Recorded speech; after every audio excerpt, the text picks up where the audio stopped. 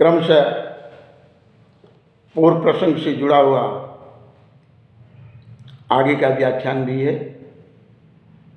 इस व्याख्यान के अंतर्गत तुलसी की काव्य में जो प्रकृतिगत, रसगत, अलंकारगत वर्णन दिखाई दिए उसका विवेचन करेंगे।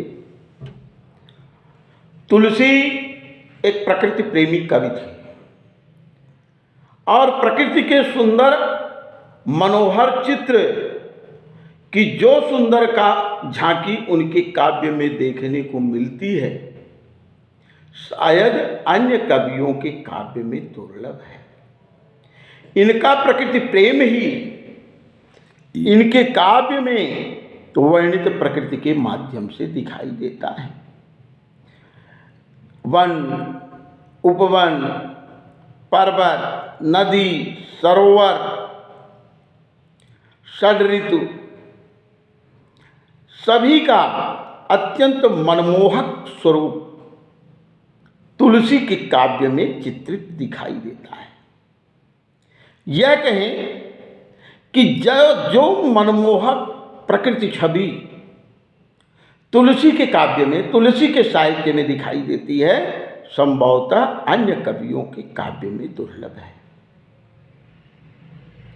राम जब वन में सीता की खोज में निकलते हैं तो उनके माध्यम से तुलसी ने जो प्रकृति का एक मानवीकरण रूप, कैसे मानव जैसे भावों को धारण करने वाली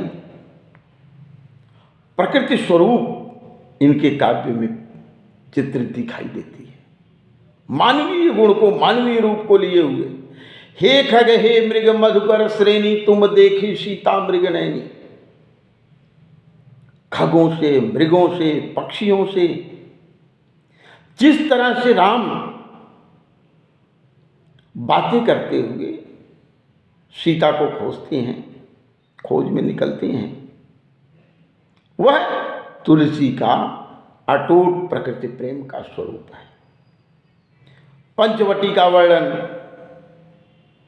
अरण्य वन का वर्णन, ऐसा लगता है कि तुलसी ने संपूर्ण प्रकृति का गहन अध्ययन करने के पश्चात जो प्रकृति की अनुभूति उनके मन में नाना रूपों की छवि व्याप्त थी, वह इन्होंने अपने काव्य के माध्यम से प्रस्तुत किया।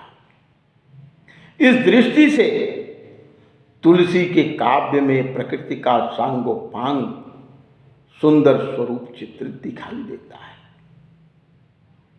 रस निरूपण की दृष्टि से देखा जाए तो तुलसी का काव्य समस्त रसत्व भाव को लिए हुए, समाहित किए हुए है। चाहे श्रृंगार का वर्णन हो, चाहे करुण रस की सुंदर मनोरम झांकी का दृश्य हो, या वीर रस का भयावह चित्र, सभी रसों का तुलसी के काव्य में व्यापक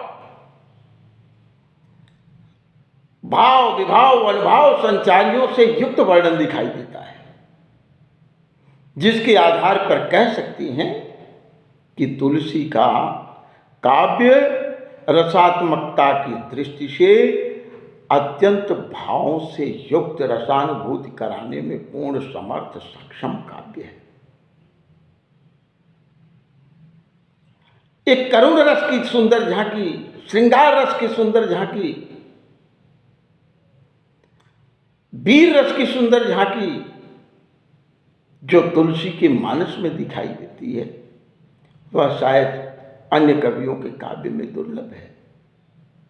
तापस वेश विशेष उदासी 14 बरिस राम वनवासी, या कंकन किंकिन नूपुर धुनसुनी कहत लखन सन राम हृदय गुण। ऐसे चित्र जो पढ़ने वाले पाठक को, सुनने वाले श्रोता को साधारणीकृत की अवस्था में लाकर पूर्ण रसत्व के भाव तक, स्थान तक पहुंचाने में समर्थ है। श्रृंगार का सुंदर। राम जब लक्ष्मण को संबोधित कर कहते हैं, सुनहु तात तनया यह सोई धनुष यज्ञ जय कारण होई। एक जो मर्यादा के साथ श्रृंगार चित्रण का रूप तुलसी के काव्य में दिखाई देता है, शायद वह अन्य कवि के काव्य में दुर्लभ है। इस दृष्टि से रसात्मकता, प्रकृति स्वरूप, आज जो एक विशिष्ट काव्य के गुण होने चाहिए, वो तुलसी के काव्य में यथावत व्याप्त दिखाई देते हैं। अगले व्याख्यान के अंतर्गत हम आपको तुलसी के काव्य की भाषागत विशेषताओं पर प्रकाश डालेंगे, वर्णन करेंगे। यदि आपके समझ में कहीं किसी प्रकार की दिक्कत आए या कोई समस्या हो तो आप व्हाट्सएप के माध्यम से, यूट्यूब के माध्यम से उसका समाधान ले सकते हैं। धन्यवाद, बहुत बहुत धन्यवाद।